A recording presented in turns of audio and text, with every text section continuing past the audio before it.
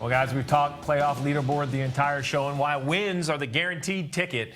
There's going to be a lot of guys that get in on points. We know that with only 6 winners through the first 16 races. And points are what today's turning point is all about. We're heading to Sonoma.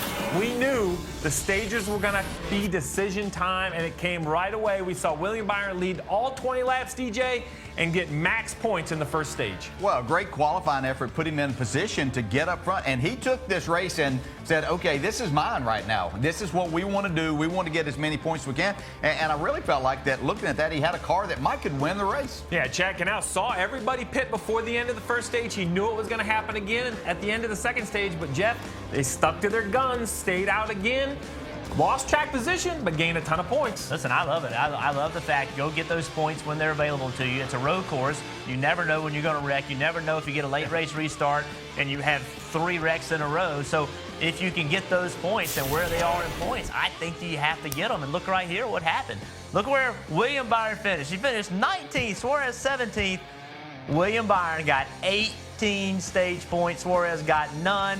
William Byron had a much better day than Suarez, even with Suarez finishing 2 spots better. So the question I had is, I completely agree with the number. I said this about a month ago, and everybody hated what I said, that it wasn't about top 5s and top 10s. It was about how many points you scored. Well, look right here.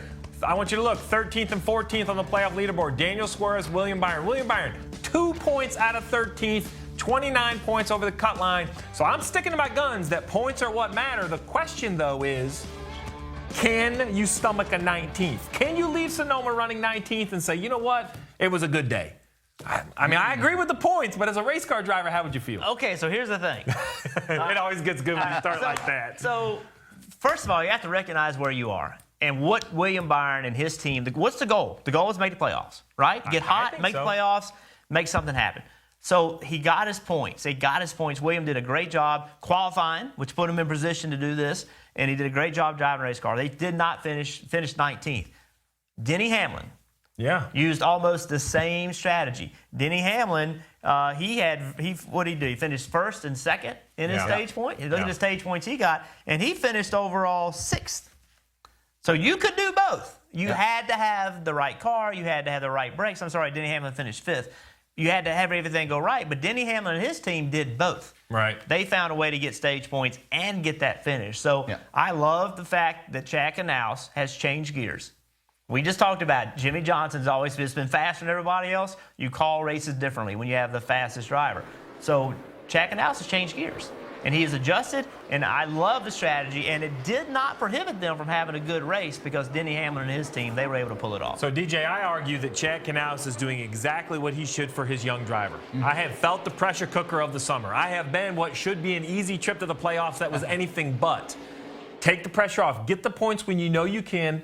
Get this young man into the playoffs. Let him learn what it is to be in the playoffs. The distraction, the pressure. Welcome. He's building a long-term driver for Hendrick Motorsports.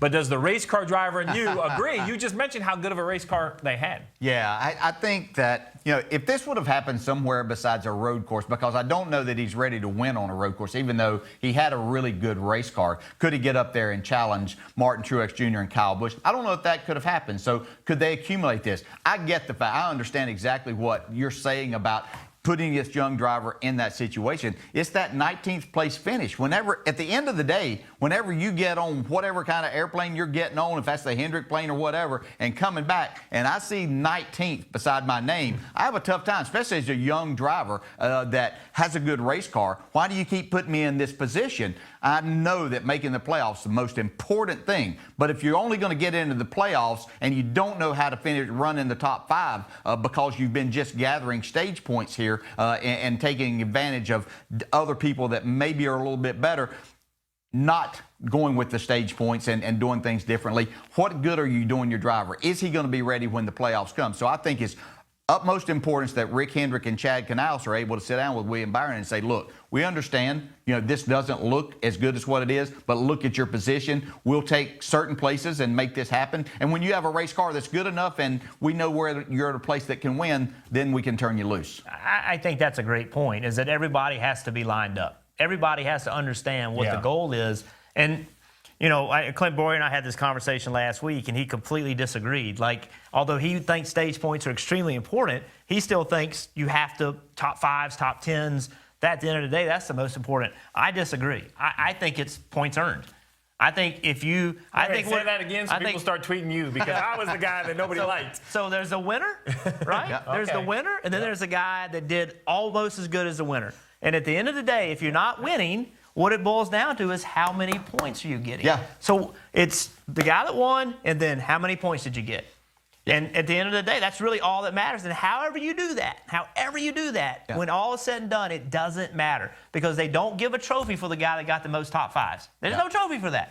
They give a trophy for the guy that won a championship. And you got to do whatever you can to get yourself in position. And to it's win not just, it's not just happening trying to get yourself into the playoffs. I mean, the top two guys at the top of the points right now, Joey Logano and Kyle Busch, are on different ends of the spectrum there too. Logano ended up doing well in the first two stages, had a mechanical problem later in the race that relegated him to not a good finish, but he still came out ahead in that the regular season points championship battle, which is worth, I believe, is 15 playoff points. Yeah. That's huge. So you look at that, he was able to manage a day to where a 23rd place finish, still he tallied quite a few points. So it's not just trying to race to get yourself in there, it's at the top of the heap too. Oh yeah, the stages can save your day, and I finally got Jeff Burton on my team that points are the most important thing, so everything should be fine.